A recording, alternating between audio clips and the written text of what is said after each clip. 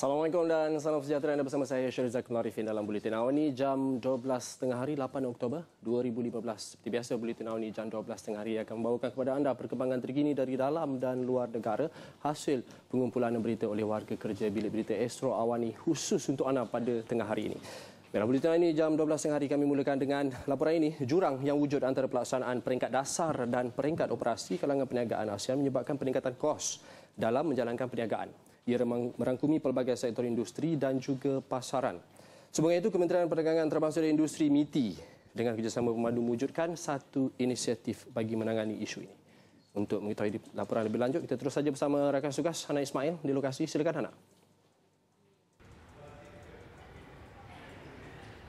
Baiklah, terima kasih studio. Hari ini di Maida berlangsung satu sidang media mengenai pengumuman inisiatif yang diberi nama sebagai ASEAN Pathfinder. Ia merupakan inisiatif dilakukan oleh Malaysia sebagai pengerusi persidangan ASEAN pada tahun ini, dan inisiatif ini ditubuhkan bertujuan untuk memberikan penyelesaian kepada para peniaga di peringkat ASEAN mengenai masalah yang mereka hadapi ketika berhadapan dengan perniagaan mereka di negara-negara ASEAN ini. Dan antara inisiatif ini adalah penubuhan klinik yang mana klinik ini akan menghubungkan para peniaga dengan juga badan-badan yang berkaitan dengan negara terbabit untuk mencari jalan tengah dan mencari penyelesaian tentang masalah-masalah yang timbul dan yang mereka hadapi sepanjang menjalankan perniagaan ini. Untuk maklumat lanjut, apa kata anda saksikan membuat saya bersama dengan Ketua Pegawai Eksekutif Pemandu Datuk Sri Idris Jala. Datuk Sri, thank you for your time.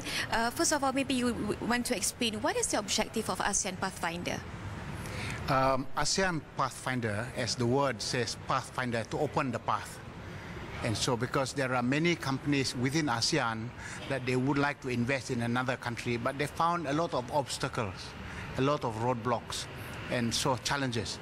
So what we are trying to do, we are taking 100 companies, and then we're going through all the different countries, all the 10 countries within ASEAN to identify the problems. And once we've identified the real problems that they encounter, we try and open the path, solve the problem, open the path for other companies. That is the idea.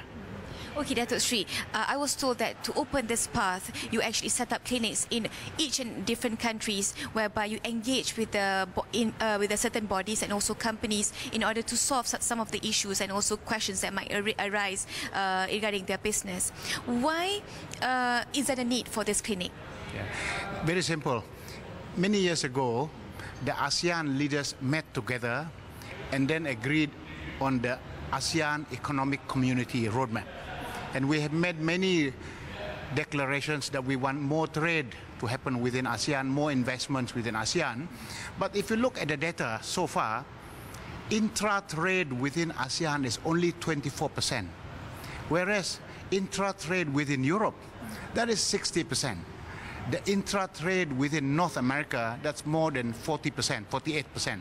So clearly we have a long way to go. So the reality today is that there's not enough trade happening and investment happening within ASEAN. So the question that we ask is, why? What is this problem? How do we resolve this? When we met with the private sector, many of them told us many of their problems. And their problems at ground level are implementation issues, not at the policy level. At the government, we have sorted out a lot of the policy issues, and those at the policy level is fine, but execution. So there is a huge disconnect between high-level policy as well as ground-level execution.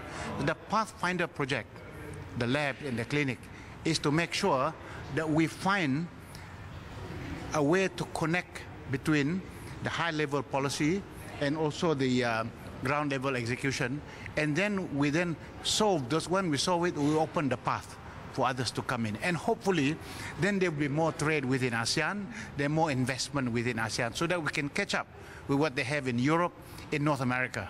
Okay. Some might question that why can't we just do the platform online? Why do we have to set up a physical clinic? We will need both, simply because if you go to the many different government agencies, many of them like to meet face to face to explain exactly the nature of their problem. If you do it online, yes, we will still need to use the online mechanism, but the real problems need to be resolved in situ.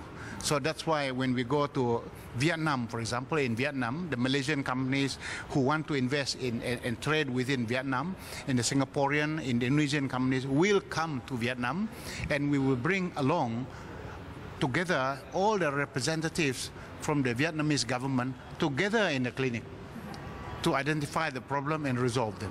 That is how we do this. So we'll move city to city. Yeah? So the next one within this month, we will be in Vietnam and Myanmar in this month alone. Thank you so much, Dato', for your explanation regarding the ASEAN Pathfinder. Thank you so much. Baiklah, itu tadi temu bual saya bersama dengan Ketua Pegawai Eksekutif Pemandu, Datuk Seri Idris Jala, berhubung penubuhan ASEAN Pathfinder inisiatif yang dijalankan oleh Malaysia selaku pengerusi persidangan ASEAN pada tahun ini. Laporan lanjut akan saya bawakan nanti di Bisnes Awani dan juga Buletin Awani yang seterusnya. Untuk itu kita kembali ke studio. Silakan. Terima kasih Hana Ismail di KL Central dengan laporan itu tadi.